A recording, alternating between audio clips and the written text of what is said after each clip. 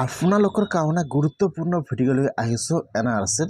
যদি আপোনালোকে বৰ্তমান যিকোনো কাম কৰিবলৈ যায় তাত কিন্তু আপোনালোকৰ NRCৰ ফাইনেল লিষ্টৰ প্ৰয়োজন হয়। কেনেকুৱাকৈ আপোনালোকে নিজে আপোনাৰ নিজৰ মোবাইলৰ পৰা NRCৰ ফাইনেল লিষ্টটো চেক কৰিব আৰু ডাউনলোড কৰিব। মই আজি এইটো ভিডিঅ'ত আপোনালোকক সম্পূৰ্ণ প্ৰচেছ ষ্টেপ বাই ষ্টেপ দেখুৱাই দিছোঁ। কেনেকুৱাকৈ আপোনালোকে লিষ্টটো চেক কৰিব লাগিব আৰু লিষ্টটো ডাউনলোড কৰিব লাগিব চাই লওক। এতিয়া আপোনালোকে ফাৰ্ষ্ট আপোনাৰ মোবাইলৰ যিকোনো এটা ব্ৰাউজাৰ অপেন কৰি ল'ব। আপোনালোকে ইয়াত NRC ফাইনেল লিষ্ট লিখি চাৰ্চ কৰি দিব।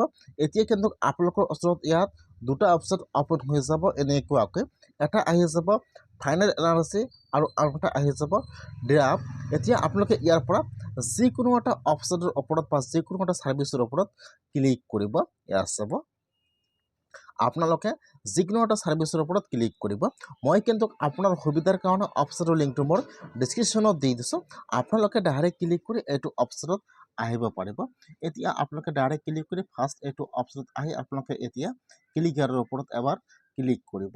এতিয়া কিন্তু আপোনালোকৰ ওচৰত এইটো পেজ অপেন হৈ যাব। এনেকুৱাকৈ ফাৰ্ষ্ট চাব ইয়াত দি আছে ARN নম্বৰ, যিটো আপোনালোকৰ NRCৰ ARN নম্বৰটো আছে।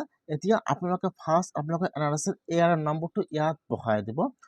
নম্বৰটো বহাই দি আপোনালোকে এতিয়া ইয়াত চাব কেপচা দি আছে। আপোনালোকে ইয়াত সেইটো কেপচা বহাই নিদিব। আপোনালোকে ইয়াত কেপচাটো ৰিফ্ৰেছ কৰিব। দুইবাৰ বা তিনিবাৰ আপোনালোকে ইয়াত কেপচাটো ৰিফ্ৰেছ কৰিব। তাৰপিছত যেতিয়া নতুন কেপচা ইয়াত আহি যাব, এতিয়া আপোনালোকে ইয়াত কেপচাটো বহাই দিব। ইয়াত যি কেপচা আহিছে এতিয়া আপোনালোকে ইয়াত কেপচাটো বহাই দিব। কেপচাটো বহাই দি আপোনালোকে ইয়াত চাব দিয়া আছে। এতিয়া আপোনালোকে কেপচাটো বহাই দি চাৰ্চৰ ওপৰত ক্লিক কৰিব।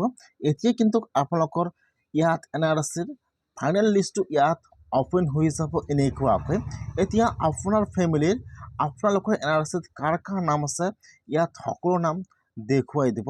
আৰু যদি আপোনাৰ পৰিয়ালত কাৰোবাৰ নাম একচেপ্ট হোৱা নাই ইয়াত দেখুৱাই দিব। ৰিজেক্টেড বা ইয়াত নাম এড নাথাকিব। এতিয়া আপোনাৰ NRCত আপোনাৰ ফেমিলিৰ যিমান কেইজনৰ নাম আছে ইয়াত আহি যাব। এনেকুৱাকৈ এতিয়া আপোনালোকে লিষ্টটো অপেন কৰি চাব লাগিব যে লিষ্টত আপোনাৰ ফেমিলিৰ কাৰ কাৰ নাম আছে। তাৰপিছত আপোনালোকে এতিয়া লিষ্টটো পিন কৰি বা ছেভ কৰি ৰাখি দিব। এতিয়া লিষ্টটো আপোনালোকৰ বহুতো কামৰ প্ৰয়োজন হৈ গৈছে, আপোনালোকৰ বহুতো কামত লাগে। যদি আপোনাৰ ঘৰত কোনোবা ল'ৰা ছোৱালীৰ আধাৰ কাৰ্ড বনাবলৈ যায় তাতো কিন্তু আপোনালোকৰ সেইটো লিষ্টৰ প্ৰয়োজন হৈ যায় বা লিষ্টটো আপোনালোকৰ তাত লাগে। সেইকাৰণে আপোনালোকে এনেকুৱাকৈ লিষ্টটো চাব লাগিব আৰু ডাউনলোড কৰিব লাগিব। যদি আপোনালোকে NRCৰ লিষ্টটো ডাউনলোড কৰিব নোৱাৰে তেনেহ'লে আপোনালোকে এনেকুৱাকৈ লিষ্টটো আজিয়ে ডাউনলোড কৰি ছেভ কৰি ৰাখি দিয়ক। যিহেতু বহুতে আগত কমেণ্ট দিছে লিষ্টটো এনেকুৱাকৈ ডাউনলোড কৰিব লাগে, আপোনালোকে লিষ্টটো এনেকুৱাকৈ চেক কৰিব। আপোনালোকে ইয়াৰ পৰা লিষ্টটো পিন কৰিব লাগিব। বৰ্তমান কিন্তু সকলো কামত NRCৰ ড্ৰাফ্ট লিষ্টৰ প্ৰয়োজন হৈ গৈছে। সেইকাৰণে আপোনালোকে এনেকুৱাকৈ আপোনাৰ নিজৰ মোবাইলৰ পৰা ড্ৰাফ্ট লিষ্টটো চেক কৰক আৰু আজিকে ডাউনলোড কৰি ছেভ কৰি ৰাখি দিয়ক।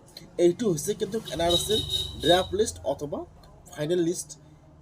এতিয়া কিন্তু আৰু NRCৰ লিষ্ট নাহে।